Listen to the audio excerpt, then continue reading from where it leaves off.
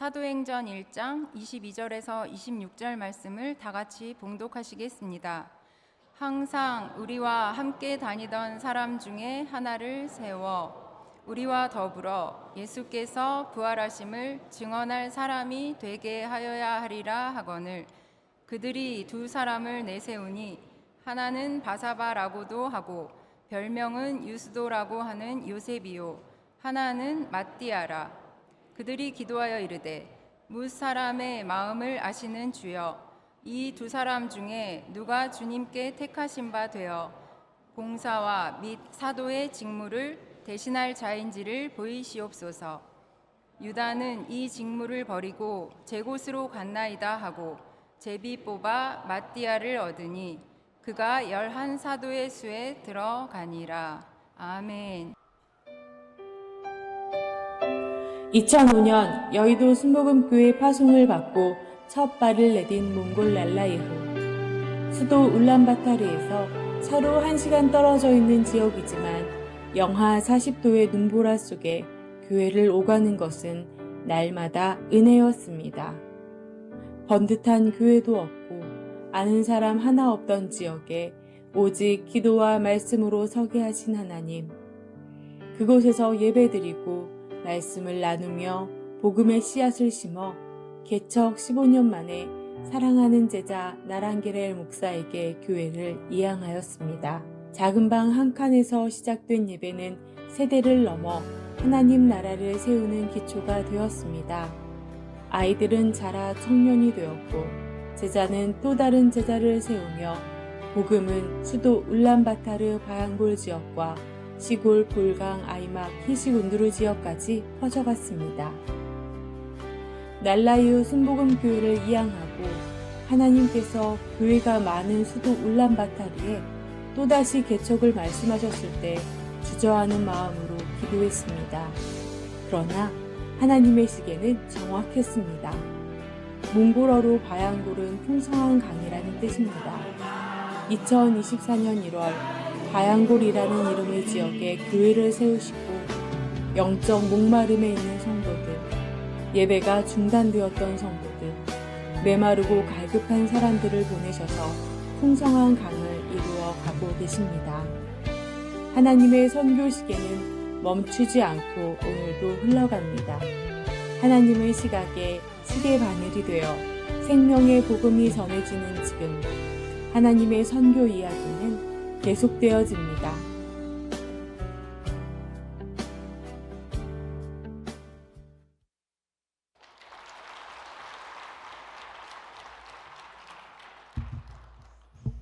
할렐루야. 할렐루야. 우리 옆 사람에게 예수님이 당신을 사랑하십니다라고 한번 인사하겠습니다. 예. 보통 여기에 서면 몽골어로 인사를 해야 좀 하고 싶은데 한번 하겠습니다. 보랑탄 다이르스테시오. 무슨 말인지 모르시겠죠? 하나님 여러분을 정말 사랑하십니다. 그런 뜻입니다. 감사합니다. 이렇게 또 선교대 기간에 맞춰서 불러주시고 초청해 주신 은혜 너무 감사드립니다. 영상에서 소개됐듯이 저는 처음에는 날라이 순복음교회에서 시작을 했고요. 지금은 바얀골 순복음교회라는 이름으로 또 교회 사역을 하고 있습니다. 지난 작년 11월부터 5월 1일, 2일까지 해서 또 2025년 몽골 성회가 성공리에 잘 마무리되었고요. 그리고 또 바얀골 순복음교회 새로운 예배 장소 준비로 제가 여기 입국 전까지 밤 11시까지 일하다가 들어왔습니다. 그런데 참 감사한 것은 이렇게 한국말로 하니까 정서가 풀리네요. 그 마음을 이해하실지 모르겠습니다. 정서가 풀리고 한국어로 찬양을 하니까 그냥 다 좋습니다. 인천공항에 도착하니까 그냥 다 좋습니다. 왜냐하면 도로가 너무 좋아요. 차도 안 막힌, 몽골은 차가 엄청 많이 막히거든요. 울란바타르 수도 안에 아침에 목사님하고도 차담을 나누는데 차가 너무 막힌다고 울란바타르가. 한국은 다 좋은 것 같습니다. 오늘은 제가 여러분과 함께 몽골의 은혜를 나누면서 멈추지 않은 하나님의 선교 시계라는 말씀으로 은혜 나누고자 합니다. 여러분 그거 아십니까? 몽골은 천년의 기독교 역사를 가진 나라입니다. 13세기 징기스칸이 북방 중원의 땅을 지배하며 그레이트 몽골리아라는 대제국을 형성했습니다. 그때 몽골에 기독교가 들어왔습니다, 여러분. 13세기에 중국의 그 지역 육로를 통해서 케라이트 부족에게 경교가 들어오기 시작했고요. 그 경교를 통해서 케라이트 부족장이 예수님을 영접합니다. 그러니까 부족장이 영접하기 때문에 부족 전체가 다 예수님을 받아들일 수밖에 없는 거예요. 뿐만 아니라 그 부족이 가는 곳마다 사제가 항상 따라다니고요. 그리고 전쟁에서 이겨서 그 부족의 일원이 되기 위해서, 만약에 전쟁에 패한 다른 부족들이 그 부족으로 들어오기 위해서는 침례를 받아야만 했습니다. 침례를 받지 않고서는 받아주지 않는. 그러니까 그 부족이 몽골 여러 부족 중에 한 부족이고 징기스칸의 아버지와 의형제를 맺은 부족입니다. 그 부족장의 조카딸이 징기스칸 집안의 셋째 아들의 며느리로 들어옵니다. 그리고 그 셋째 아들과 그 기독교인 그 아내와 이제 결혼을 해서 낳은 아들이 누구냐면 원나라를 세운 쿠빌라이 칸입니다. 그래서 수도를 몽골에서 이제 올해 몽골을 방문하는 단기팀들은 그 수도를 자랑을 옛 수도를 가볼 텐데, 그곳에서 중국 베이징으로 수도를 천도하게 되죠. 아무튼 몽골은 그랬던 나라입니다. 그런데 그런 나라가 갑자기 기독교가 사라집니다. 왜냐하면 쿠빌라이 칸 왕이 로마 교황청으로 100명의 기독교 교사를 보내달라고 요청을 했는데, 당시의 로마는 기독교 100년 전쟁 시기였습니다. 그렇기 때문에 보내줄 수가 없었어요. 그리고 흑사병이 유행했기 때문에 정말 많은 사람들이 죽었어요. 그래서 한 명도 못 보냈습니다. 그리고 모든 그런 일들이 다 진정된 이후에 3명을 보냈다라는 설이 있습니다. 그런데 그 3명 중에 2명은 가다가 죽고 1명만 몽골의 원나라에 도착을 했는데, 그때는 이미 요셉을 알지 못하는 왕이 있었다라는 것처럼 당시의 사건을 알지 못하던 새로운 왕으로 바뀌어 있었습니다. 그리고 쿠빌라이 칸 왕이 로마 교황청에 100명의 기독교 교사를 보내달라고 요청했을 때 그 마음은 무엇이었냐면 몽골의 국교를 기독교화하기 위해서 요청한 거였거든요. 어머니의 믿음과 신앙이 너무 좋았기 때문에 어머니의 믿음과 신앙을 보고 자랐던 쿠빌라이 칸 왕은 내가 이 거대한 그레이트 몽골리아를 세웠을 때에 이 나라를 안정적으로, 그리고 이 나라를 통일할 수 있는 종교는 기독교밖에 없다라고 생각을 했고 요청을 한 거였습니다. 그런데 그게 거절당했다라고 생각을 한 거죠. 유럽 상황을 몰랐기 때문에. 그리고 쿠빌라이 칸 왕은 라마 불교를 몽골의 국교로 받아들이게 됩니다. 역사의 아이러니입니다. 정말 안타까운 사건인데, 만약에 그때 기독교가 몽골에 왔었으면 어땠을까라는 아쉬움도 살짝 남습니다.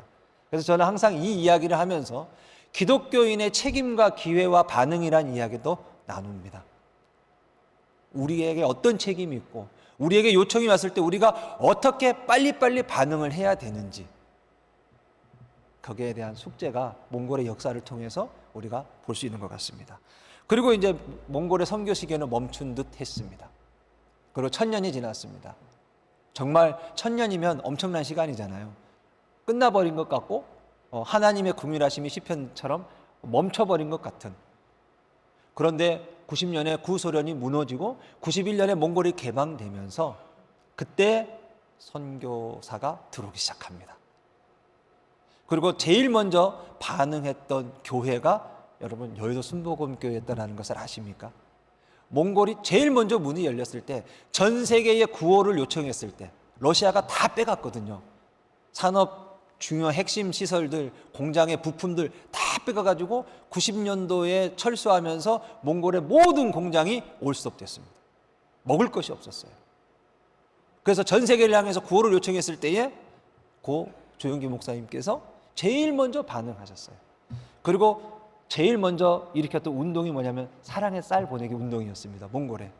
그게 전통이 되어져서 지금까지도 끊이지 않고 매년 한국에서 사랑의 쌀이 옵니다. 초창기 때는 저희 교회에서 그것을 감당했지만 지금은 초교파적으로 한국 교회가 감당하고 있습니다. 그리고 이후 몽골은 계속해서 선교사들이 들어오고 교회가 세워지고 단기 선교팀들도 이제 많이 방문한 나라입니다. 지금은 가장 핫한 나라가 단기 선교지로 가장 핫한 나라가 몽골이지 않을까.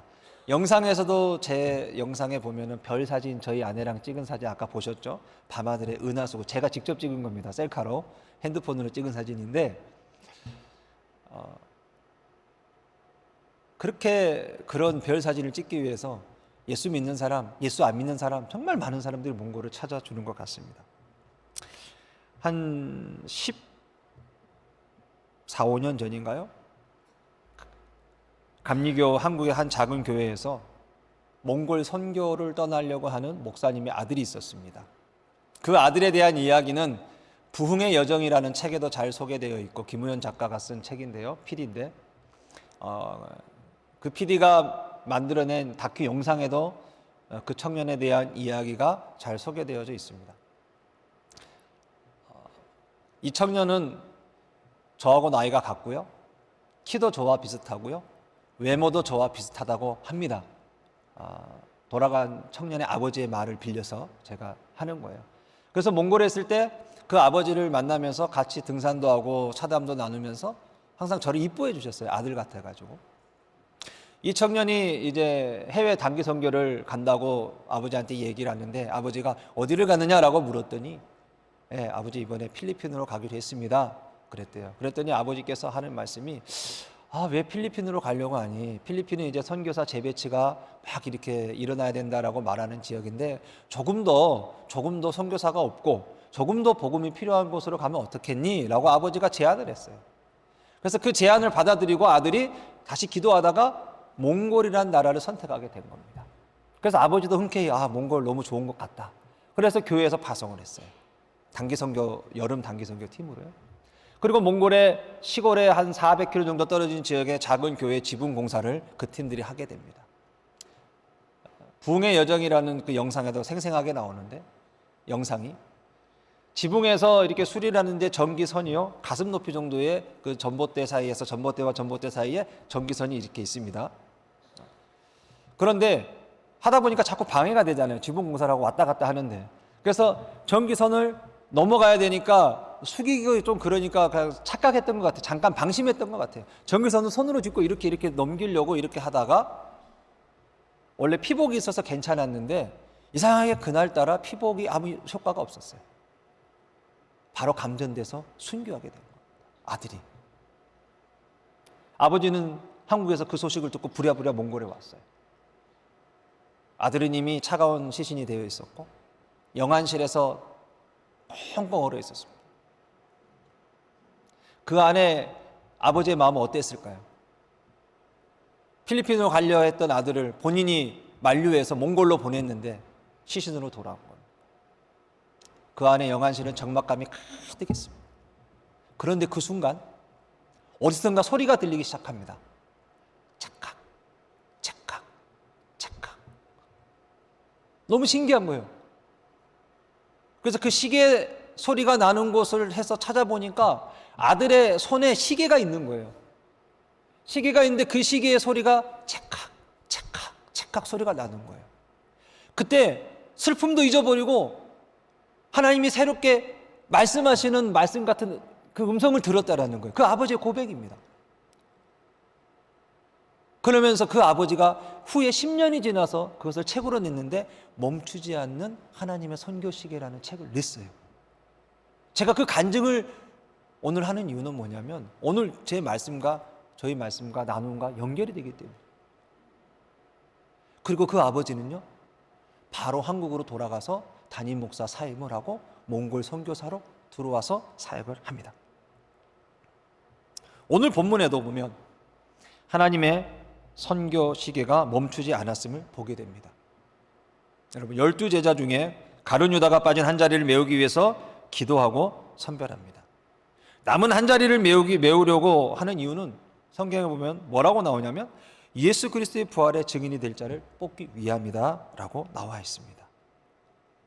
주님은 십자가에서 죽으시고 부활하셔서 하늘로 승천하셨어요. 그 이후에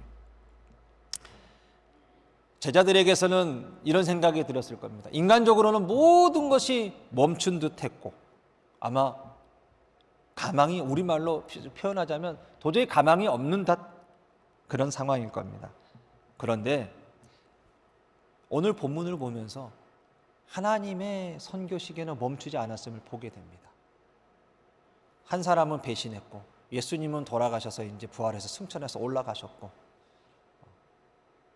그런 상황에서 제자들은 어떻게 보면 각자 갈 길을 갈 수 있는 상황이 있음에도 불구하고요, 한 명을 더 채우고 그 한 명을 더 채우는 이유는 뭐냐면 그리스도의 부활의 증인이 될 자를 뽑기 위함이라는 거예요.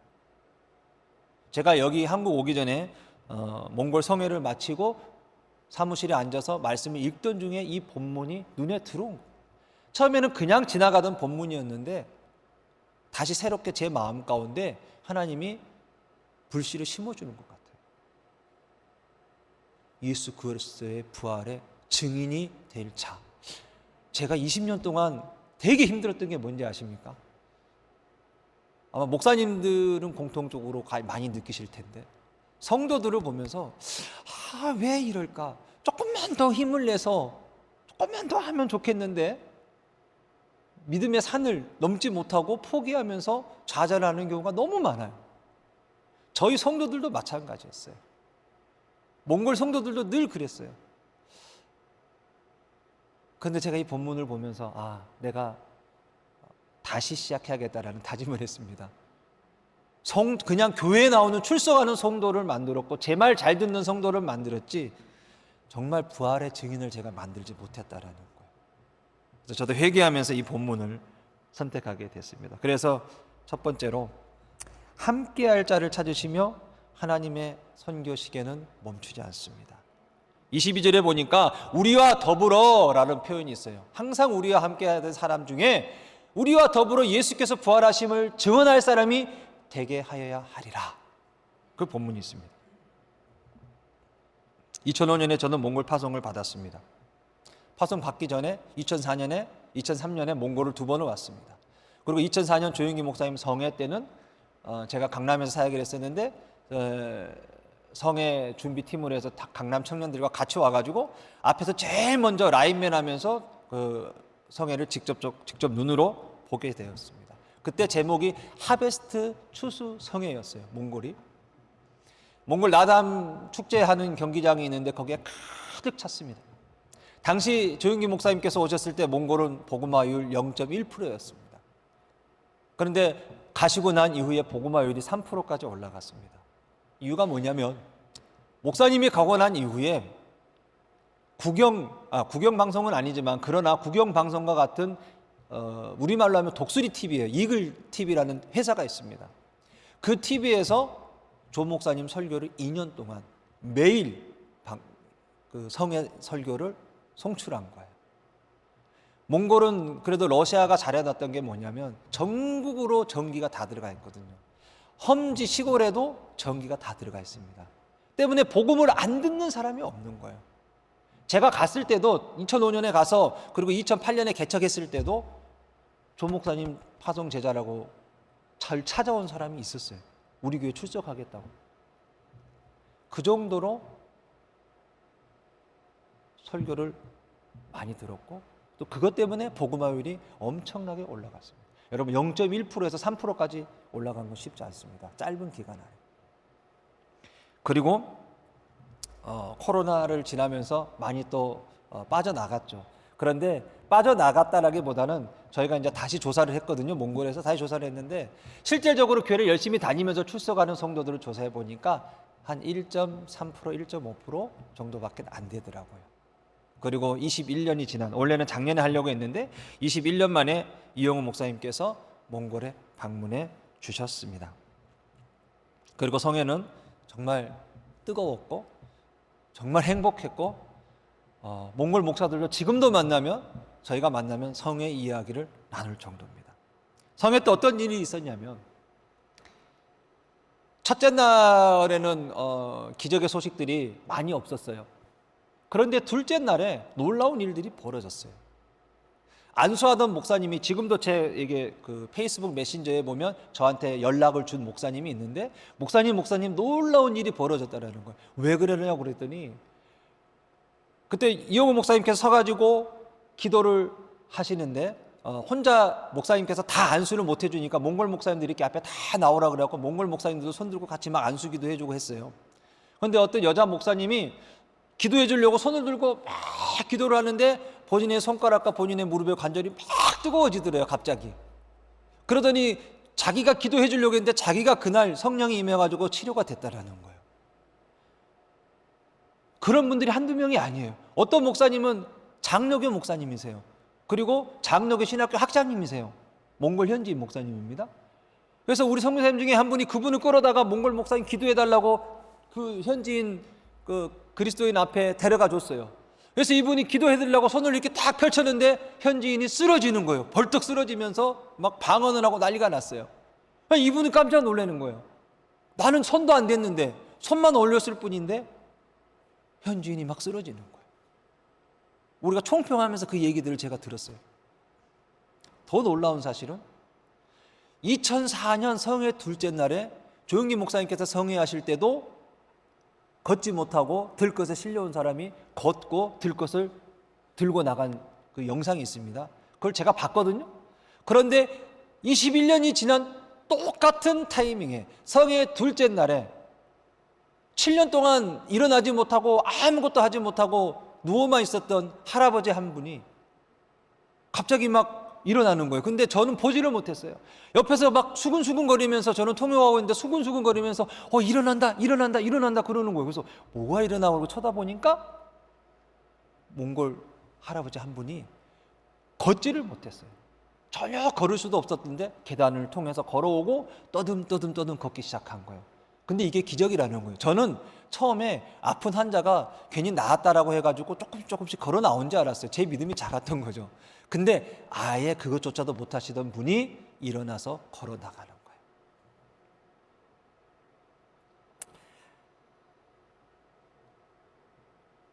그리고 그 성회를 준비할 때요, 여러분, 우리가 어떤 마음으로 준비했냐면 일주일에 한 번씩 화요일 날 모여서 성회를 준비했습니다.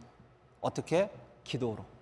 한국에서 오신 장로님 한 분이 기도를 준비했으면 좋겠다라고 하니까 몽골 목사님들이 모여서 그러면 우리 화요일 날 기도할까? 아침에 기도할까? 저녁에 기도할까? 하다 몽골에 차가 많이 막히잖아요. 그러니까 저녁에는 도저히 가능성이 없는 거예요. 그래서 제가 제안을 했어요. 그래, 우리 새벽에 기도하자. 새벽 5시부터 6시까지 기도하자.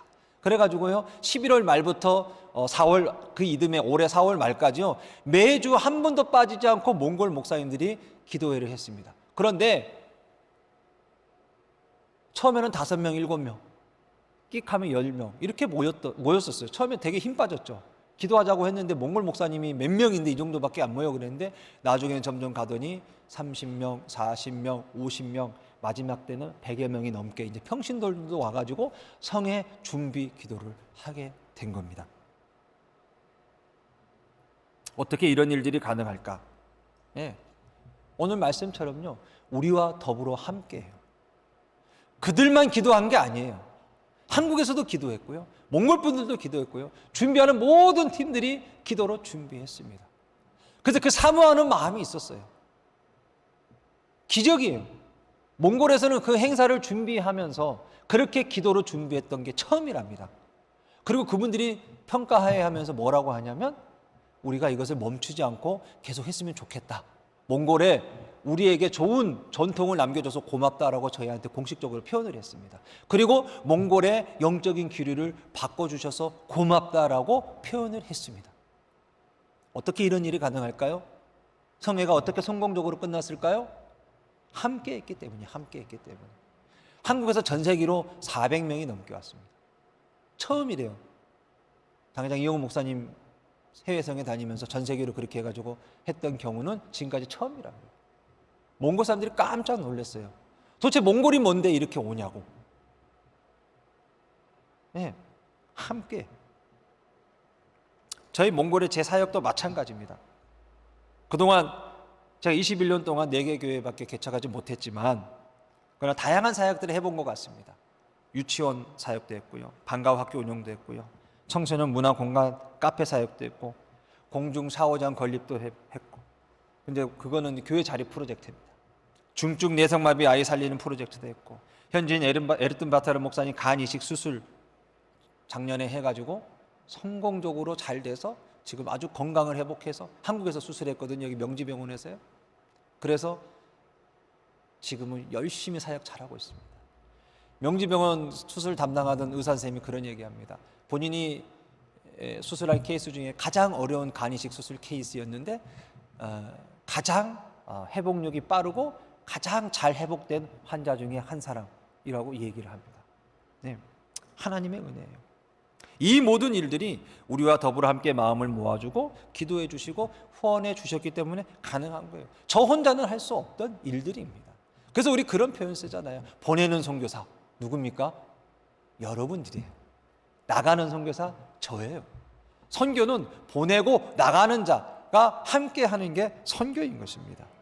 하나님의 마음을 가진 사람들이 그 마음을 가지고 그 사모함을 가진 사람들이 함께 모여 기도하며 마음을 나눌 때에 가능한 사역들이고 가능한 역사들입니다. 두 번째로 하나님의 선교 시기에는 예수의 부활하심을 증언할 사람들과 함께 합니다. 이들을 복음의 증인이라 부릅니다. 말씀에 보니까 그러잖아요. 예수께서 부활하심을 증언할 사람. 선교는 뭐냐라고 저한테 많은 사람들이 질문을 합니다. 예전에는 제가 선교는 뭐냐라고 얘기했냐면 선교는 삶이다라고 얘기했습니다. 그런데 제가 이 본문을 읽고 난 이후에 제 생각이 이제 바뀌었습니다. 다시 묵상을 해보니까 선교는 뭐냐면 예수 그리스도의 부활의 증인이 돼야 되는 거예요.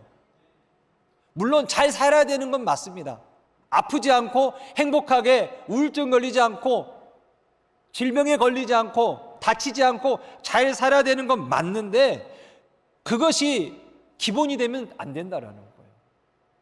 예수 그리스도의 부활하심의 증인이 된 증인으로서 삶이 기본으로 되면서 그런 삶을 살아내는데 그 삶이 부활의 증인과 아무런 연관성이 없는 게 아니라 연관성이 있어야 된다라는 거예요. 예수님의 제자들을 보십시오. 빈자리를 채우기 위해서 누군가를 뽑아야 됐는데 기도하면서 주님이 뽑아주시기를 기다렸잖아요. 그랬더니 마띠아가 뽑혔잖아요. 오늘 저는 이 자리를 빌어서 한 간증을 하려고 하는데요. 아까 얘기했던 거르덕 순복음교회 담임 목사 에르튼 바타르 목사님의 간증입니다. 시간이 없기 때문에 제가 빨리빨리 하겠습니다. 참 아쉽습니다. 3년 전 우리 에르튼 바타르 목사님이 정말 많이 아팠습니다. 세계 오순절 대회에 참석을 하려고 왔었는데요. 세미나 첫날 참석하고 한국에 왔고 둘째 날 참석은 못했습니다. 자고 일어났는데 얼굴이 퉁퉁 부어있고 다리도 부어있는 거예요. 저는 처음에 이 사람이 당뇨였나? 왜냐면 당뇨 환자들이 부으면 살이 쿵 누르면 잘 안 나오잖아요. 손가락 자국이 그대로 나거든요. 그런 것처럼 돼버린 거예요. 온 몸이. 너무 깜짝 놀랐어요. 그런데 마침 숙소 옆에 명지병원이 있어서 가서 검사를 급하게 했습니다. 또 아는 분이 있어가지고 또 빨리빨리 해주셨어요. 결과가 어떻게 나오냐면 간경화 말기라는 거예요. 그리고 1년밖에 못 산대요. 근데 한 가지가 더 있답니다. 뭐냐면 거기에 간암이 또 생겼어요. 간암 초기에. 그래서 이거는 간암이 빨리 뭐 하지 못하게 몽골에 이제 우리는 가야 되니까 몽골에서 빨리 그 조치를 하라고 했고 그래서 그걸 했습니다. 그리고 열심히 1년 동안 재정 준비를 해서 수술을 간 이식 환자도 찾고 해서 수술 준비를 하라는 거예요. 근데 여러분 그게 쉽습니까? 뭐 돈이 있어도 이식할 사람을 찾는 것도 어렵잖아요. 그런데 이건 나중에 저를 다시 불러주시면 제가 다시 간증하겠습니다. 나중에요 의붓 아들이 기증하게 됐습니다. 근데 그 아들이 간이 70%나 떼어졌어요. 50%가 아니라 사연이 있습니다. 아무튼 정말 어려운 수술 12시간을 수술을 했어요. 7시간이면 된다 그랬는데 저는 그거 기다리다가 죽는 줄 알았습니다. 병원에서 진짜 물만 먹어도 체하더라고요. 예정 시간보다 늦게 나오니까 잘못됐구나라는 생각이 있어서. 근데 수술하고 3, 4일 만에 중환자실에서 일반 병동으로 옮겼어요. 하나님 은혜. 이 과정 속에 어떤 일이 있었냐면 수술 비용을 모아야 되는데 모으지 못했습니다. 세상적인 방법 다 동원해 봤습니다. 달리다군 프로에도 나가 보고 2번이나 저희가 나갔어요. 안 됐어요. 이랜드 아시아 미션 뭐 이렇게 막 그 10분의 1의 재정이 있고 막 그렇다고 해서 막 홍보를 했길래 제가 그걸 가지고 또 연락을 해봤더니 안 된대요. 자, 20일 다니엘 기도 우리 많이 하잖아요, 매년. 그래서 오륜교회에서 공문이 왔어요. 저희 몽골 한인 선교사회 어려운 사람들이 있으면 돕습니다. 연락 주세요. 라고 했더니 거기서도 안 됐어요. 그 해에는, 지금은 이제 그것들이 됩니다. 그 당시에 그 해에 뭐가 안 됐냐면요, 한국인 선교사를 위해서는 쓸 수 있는 돈은 있는데 몽골인 현지인들을 위해서 쓰는 재정은 준비가 안 돼 있다라는 거예요. 그래서 몽골 현지인들을 위해서 쓸 수 없는 돈이 있구나라는 사실을 저는 그때 처음 알았습니다. 그리고 또 더 놀라운 건 저희 여의도 순복음교회 어느 한 부서에서 이 소식을 듣고 또 당회장 이호 목사님이 간증을 하셨어요. 우리 에르튼 바타르 목사님의 간증을. 그런데 그래서 400만 원이 모아졌대요. 그래서 선교국 통해서 저한테 연락이 왔는데 얼마가 부족하세요? 그랬어요. 예, 한 1억 정도가 부족합니다. 그랬어요. 1억 5천을 모아야 되는데 5천을 모았으니까. 그랬더니 그분이 저랑 통화하시다가 아이고 저희가 모은 거 택도 없네요. 그러더니 다시 저희한테 올려다가 다시 들어갔어요. 안 모아진 거죠. 그리고 1년이 지났습니다. 목사님 쓰러졌어요. 진짜 딱 1년 되니까 쓰러지고 혼 상태가 되더라고요. 그리고 깨어났을 때 몽골 의사가 뭐라 그러냐면 당신이 이제 죽는다 그랬어요. 한국 가도 소망이 없다고.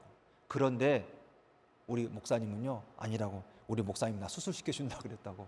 나 살 수 있다고.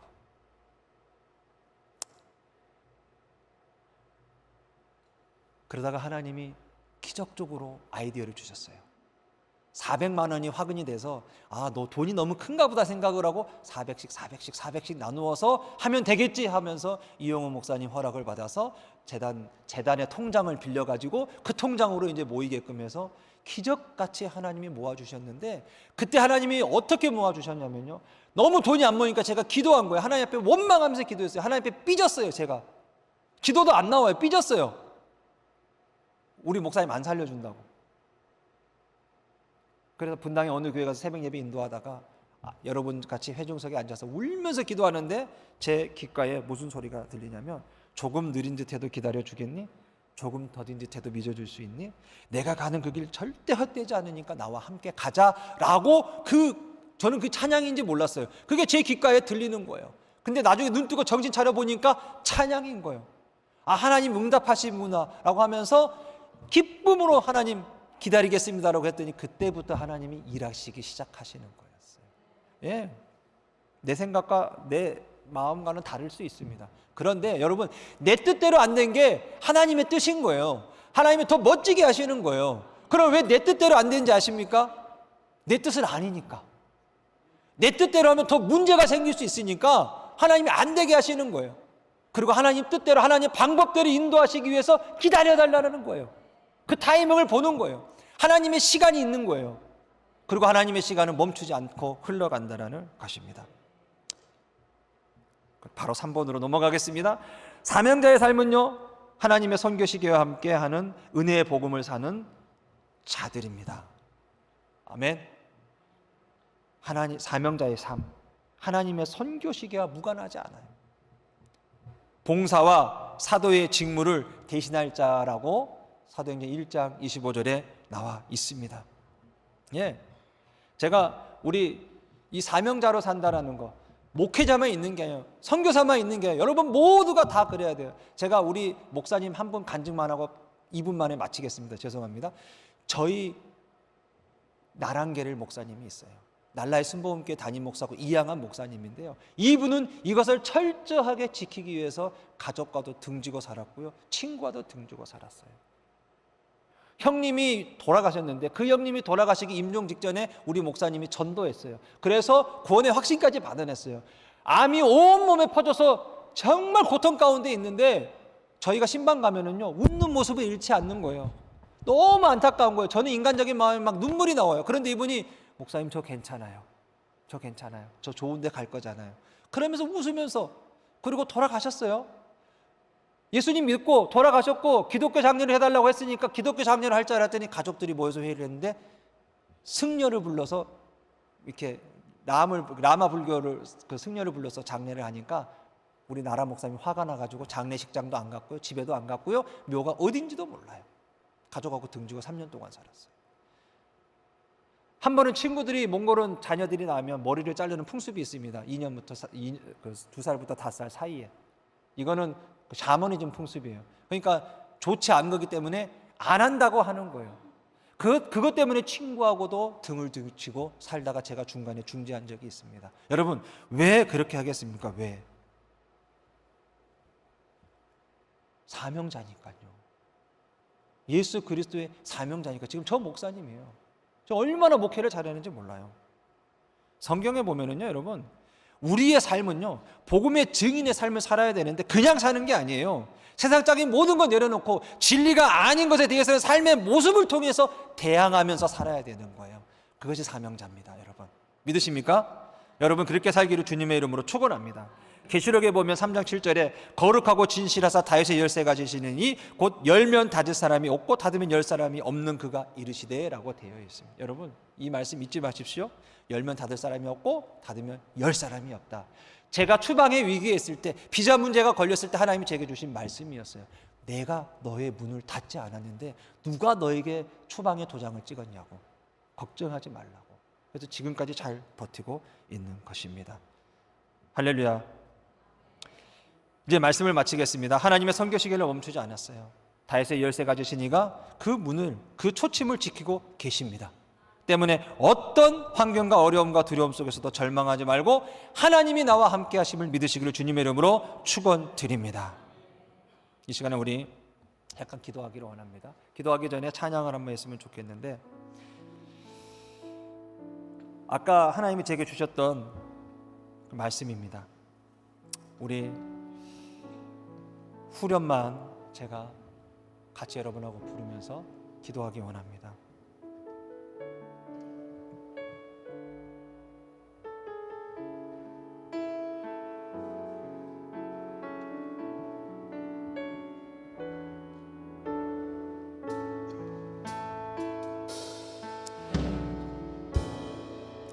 조금 느린 듯해도 기다려주겠니? 조금 더딘 듯해도 믿어줄 수 있니? 내가 가는 그 길 절대 헛되지 않으니 나와 함께 가자. 앞이 보이지 않아도 나가주겠니? 이해되지 않아도 살아내주겠니? 너의 눈물의 기도 잃지 않고 있으니 나의 열심으로 이루리라. 한 번 더. 조금 느린 듯해도 기다려주게. 조금 더딘 듯해도 믿어줄 수 있니? 내가 가는 그 길 절대 헛되지 않으니 나와 함께 가자. 앞이 보이지 않아도 나가주겠니? 이해되지 않아도 살아내주겠니?